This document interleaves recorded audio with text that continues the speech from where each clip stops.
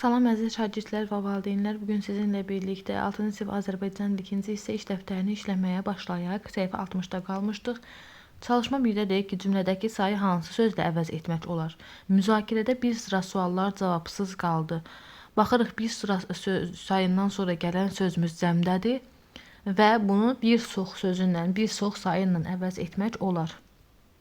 Burada C variantıdır. Siz özünüz buradan artıq cümləni köçürərsiniz. Bir sıranın yerinə də bir çoxu özünüz yazarsınız. Müzakirədə bir çox suallar cavabsız qaldı olacaq. İkinci çalışmamıza deyək ki, nöqtələrin yerinə uyğun numerativ söz yaz. Bir dilim pendir.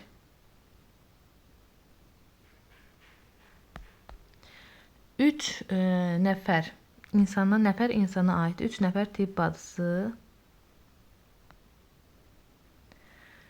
2 ipək parça, 2 top ipək parça.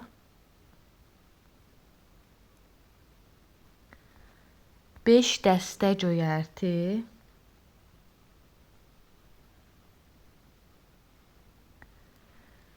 10 dənə qələm. Dənə də yazmaq olar, ədəd də yazmaq olar buna. 1 dəst mebel.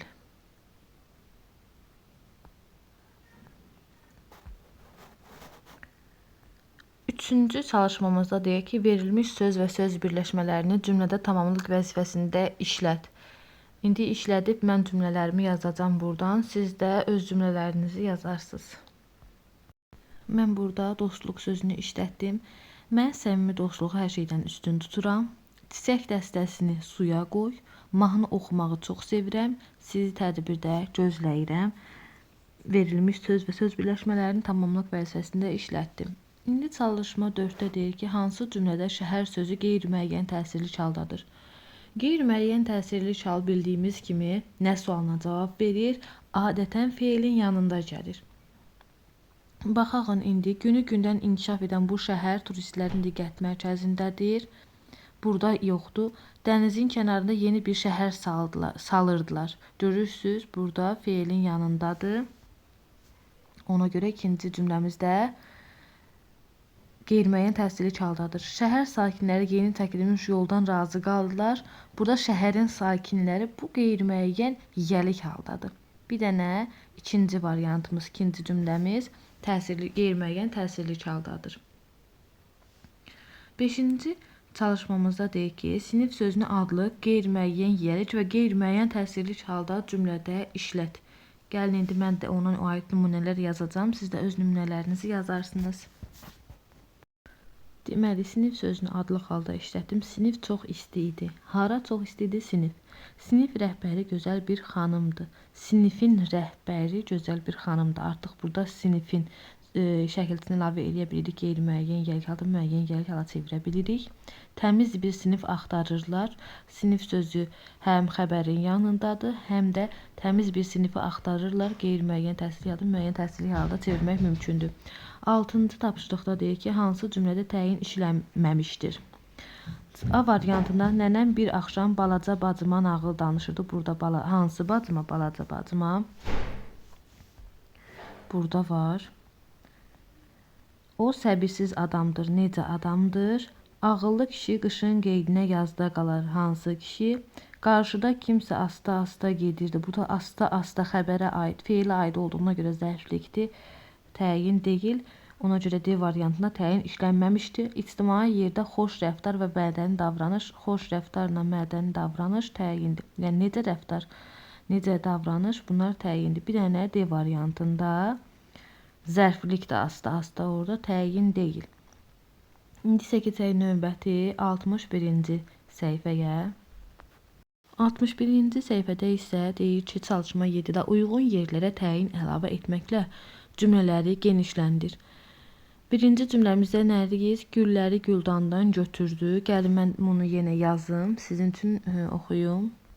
Deməli, uşaqlar Nərgiz gülləri Güldandan götürdü. Nərgiz solmuş gülləri Güldandan götürdü. Burada hansı gülləri? Solmuş gülləri. O çarpayıya uzandı və yorğana büründü. O çarpayıya uzandı və isti yorğana büründü.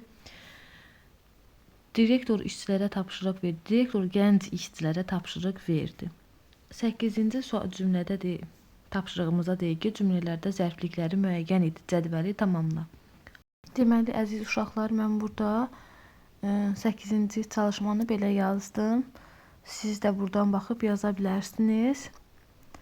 9-cu çalışmada deyir ki, orfoqrafik normalara uyğun olmayan sözləri seçib düzgün yazın. Göndərəcəm, yox, göndərəcəyəm. İndi bunları da yazım, qeyd edeyim. Uşaqlar, göndərəcəm, yox, göndərəcəyəm. Ağırlaşır, yox, ağırlaşır. Aralanmaq düzgün yazılıb. Susuzluq, yox, susuzluq. Dadlıdır, düzgün yazılıb. Sürətlə, yox, sürətlə. Birlik də düzgün yazılıb. İndi isə keçək növbəti 62-ci səhifəyə. 62-ci səhifədə isə oxuyub anlamı özü də qiymətləndirmədir. Herostrat mətnidir. Siz bu mətni özünüz oxuyub suallara cavablandıra bilərsiniz.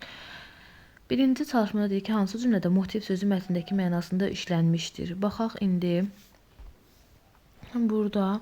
Amma gəlin bir anlığa Herostratın vəkili kimi çıxış edək və yanğının səbəbini onun şəxsi motivlərində axtarmayaq. Burada motiv səbəb mənasında, səbəb təkan mənasında verilmişdir. Gəlin indi orada baxaq görək hansı cümlədə eyni mənanı veribdir. A variantında nağıllarda haqsızlıq, ədalətsizlik, mübarizə motivləri mühüm yer tutur. B variantında şairin yaradıcılığında istiqlaliyyət, azadlıq motivləri aydın hiss olunur. C variantında ritmik melodiya Azərbaycan rəqslərinin aparıcı motivlərindən biridir. D variantında görünür jurnalist hadisələrin motivlərini diqqətlə araşdırıb. E variantında Koroğlu dastanı qəhrəmanlıq motivləri üzərində yaradılmışdır. Burada görünür jurnalist hadisələrin motivlərini diqqətlə araşdırıb, yəni hadisənin səbəbini, baş vermə amilini diqqətlə araşdırıb. Burada D variantıdır. İndi isə keçək 63-cü sonuncu səhifədəki sualları cavablandırmağa. Növbəti 63-cü səhifədə isə çalışma 2-də deyir ki, mətnin əsasən doğru fikirləri müəyyən edin. Birinci cümləmizdə Efes qədim Yunan şəhəridir. Bəli, bu düzgündür. Çünki mətnimizin lap başında da verilmişdi. İkinci, Artemis gözəllik ilahəsi sayılırdı. Xeyr, ovçuluq ilahəsi idi.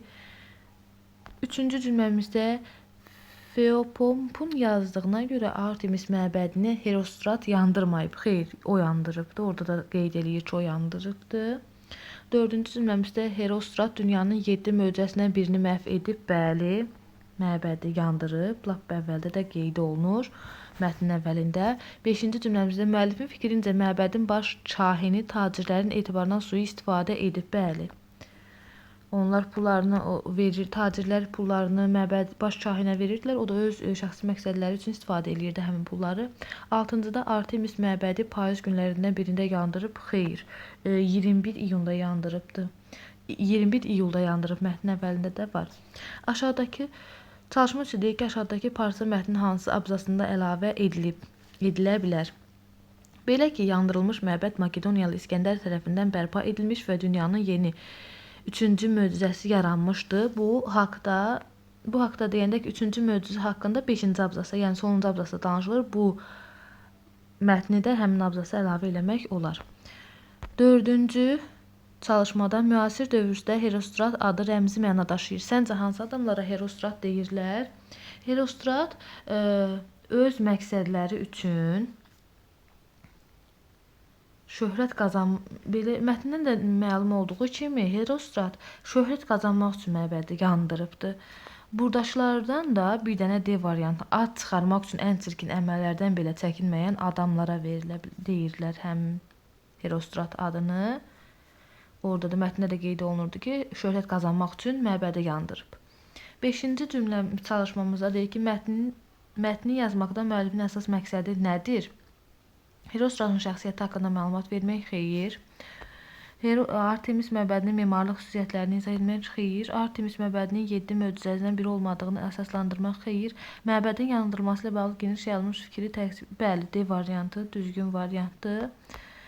Qədim Yunan məbədləri haqqında məlumat vermək. Xeyr. Çalışma 6-da deyir ki, aşağıdakı fikirlərdən birini seç və mətnə istinad edərək əsaslandır. Deməli, müəllif real faktlara əsaslanaraq tarixi hadisə ilə bağlı fərqli fikir irəli sürür. İkinci cümləmizdə müəllif məntiqi mülahizələrə əsaslanaraq tarixi hadisə ilə bağlı fərqli fikir irəli sürür. Mən indi bunun ikisinə də aid nümunə çəkib yazacağım. Siz özünüz nümunənizi çəkib artıq öz istədiyiniz kimi yaza bilərsiniz. Deməli, birinci mülahizəmiz odur ki, müəllif real faktlara əsaslanaraq tarixi hadisə ilə bağlı fərqli fikir irəli sürür.